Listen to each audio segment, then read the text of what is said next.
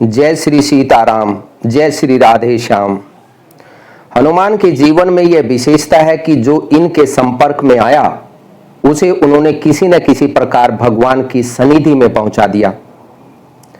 लंका में विभीषण इनसे मिले, इनके संसर्ग और आलाप से भी इतने प्रभावित हुए कि रावण की भरी सभा में उन्होंने हनुमान का पक्ष लिया और अंत में रावण को छोड़कर वे राम की शरण में आ गए। उस समय जब सुग्रीव के विरोध करने पर भी भगवान ने शरणागत रक्षा के प्रण की घोषणा की, तब इन्हें कितना आनंद हुआ यह कहा नहीं जा सकता। अंगद को साथ लेकर सबसे पहले हनुमान उमंग भरी छलांग मारकर विभीषण के पास चले गए और उन्हें भगवान के पास ले आए। उनका एकमात्र काम है भगवान की सेवा, भगवान की शरण में जाने वालों की सहायता।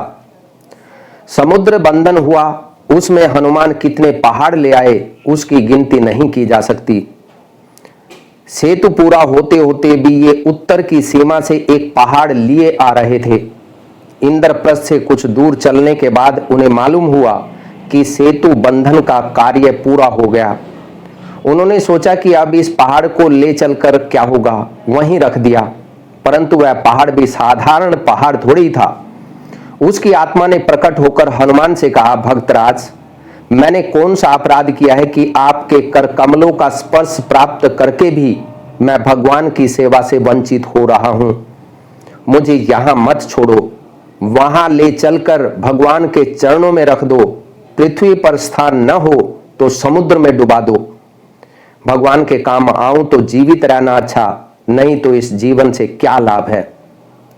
हनुमान ने कहा, गिरिराज, तुम वास्तव में गिरिराज हो।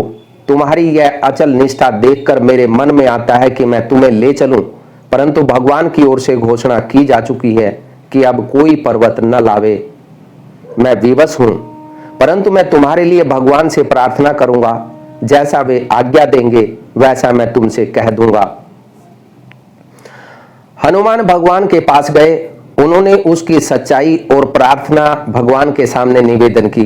भगवान ने कहा, यह पर्वत तो मेरा परम प्रेम पात्र है, उसका तुमने उद्धार किया है। जाकर उसे कह दो कि द्वापर में मैं कृष्ण रूप में अवतार लेकर उसे अपने काम में लाऊंगा और 7 दिनों तक अपनी अंगुली पर रखकर ब्रज जनों की रक्षा करूंगा। हनुमान ने ब्रज भूमि में जाकर गोवर्धन से कहा, भगवान का संदेश कहा। हनुमान की कृपा से गोवर्धन गिरी भगवान का परम कृपा पात्र बन गया, भगवान की नित्य लीला का परिकर हो गया। जय श्री सीताराम। आपको यह कथा कैसी लगी कमेंट करके बताएं। वीडियो अच्छी लगी हो तो चैनल को सब्सक्राइब करें और वीडियो को शेयर करना कतई ना भूलें। जय श्री सीताराम, जय श्री राधे श्याम।